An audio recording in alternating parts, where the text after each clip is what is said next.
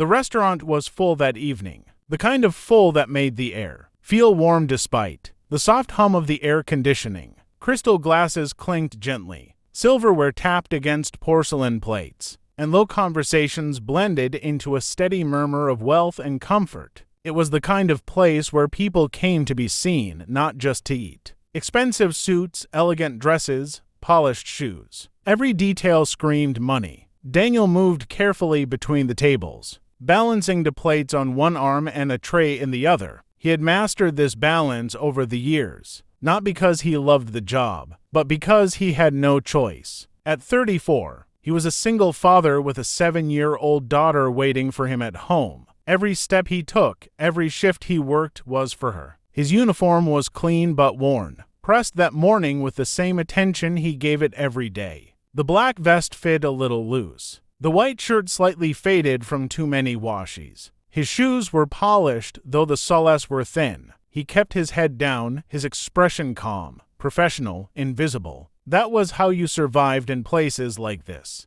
At table 12 sat a woman who commanded attention without trying. She was in her early 40s, her hair perfectly styled, diamond earrings catching the light every time she moved. Her dress was expensive, tailored to fit her flawlessly. She sat with 2 friends, laughing loudly, waving her hand for service with an impatience that suggested she was used to being obeyed. Daniel approached with practiced courtesy, placing the plates gently in front of them. "Your salmon, ma'am, and the truffle pasta. Please be careful, the plates are hot." The woman barely looked at him. She took a bite, chewed once, then frowned dramatically. She pushed the plate away as if it had insulted her. "This is cold," she said sharply. Daniel paused. He knew it wasn't. He had taken it straight from the kitchen. "Still," he nodded. "I'm sorry, ma'am. I can have it reheated immediately." She scoffed. "Do you people ever get anything right?" A few nearby diners glanced over, then quickly looked away. No one wanted to be involved.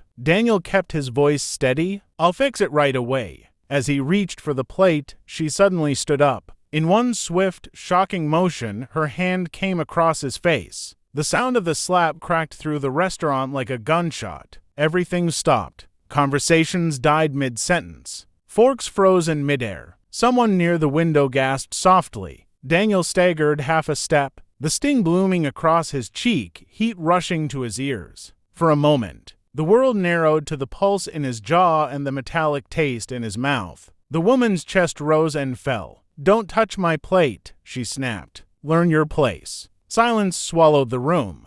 Daniel straightened slowly. His cheek was red, already swelling. He could feel every eye on him now, not as a waiter, but as a spectacle. A grown man slapped in public. Inside him, something cracked open. Not anger, not rage. Memory. His daughter's face flashed in his mind. The way she smiled when he tucked her into bed. The way she asked if people at work were nice to him. The promise he made to himself after his wife died. That no matter what, he would never let bitterness shape who he was. He inhaled deeply. "I'm sorry you're unhappy," he said quietly, "but you cannot touch me." The woman laughed, sharp and cruel. "Or what? You'll cry to your manager." Daniel nodded once. "No." He turned and walked toward the service station. Whispers rippled through the room. Some diners shook their heads. Others avoided looking altogether. A man in a suit clenched his jaw, his wife gripping his arm. The staff stood frozen, unsure of what to do.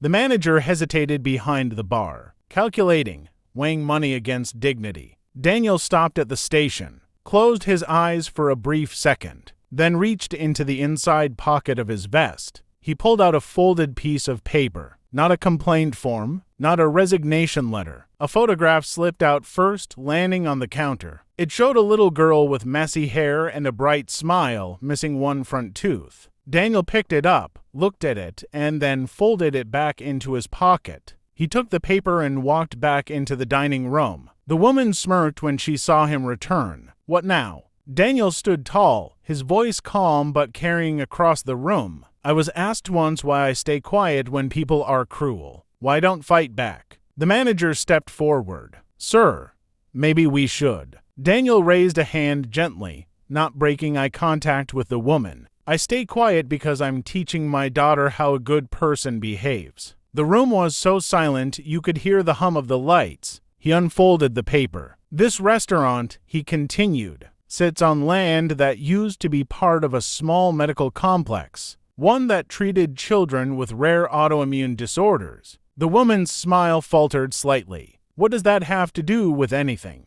Daniel met her eyes. Everything. He held up the paper. 5 years ago, my wife was treated there. She died there. But before she did, she and I started a foundation in her name. We funded research. Quietly. No press. No plaques. A murmur spread. Daniel turned, addressing the room now. 3 years ago, the foundation merged with a larger medical trust, the same trust that now owns this building and this restaurant. The manager's face drained of color. The woman swallowed. You're lying. Daniel looked at the manager. You might want to check the ownership records. The manager's hands trembled as he pulled out his phone. Daniel turned back to the woman. I work here because I want my daughter to see that no job is beneath dignity. I don't wear my past on my sleeve.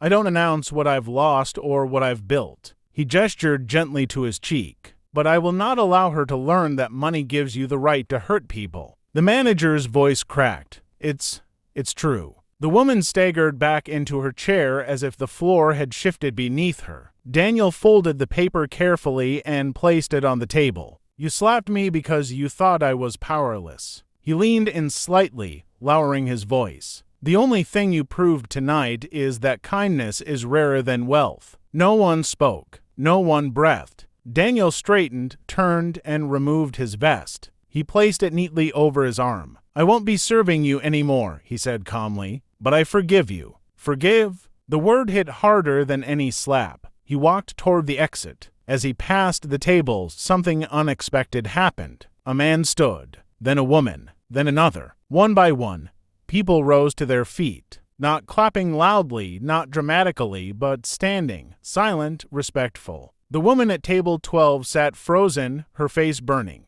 her friends staring at their plates. Daniel paused at the door, glanced back once, then stepped out into the night. Outside, the air was cool. He exhaled, the tension finally leaving his shoulders. His phone buzzed. A text from his daughter's babysitter. She fell asleep waiting for you. She said to tell you she's proud of you. Daniel smiled, wiping a tear from his eye. Inside the restaurant, the woman never finished her meal, and no one ever forgot what they witnessed that night.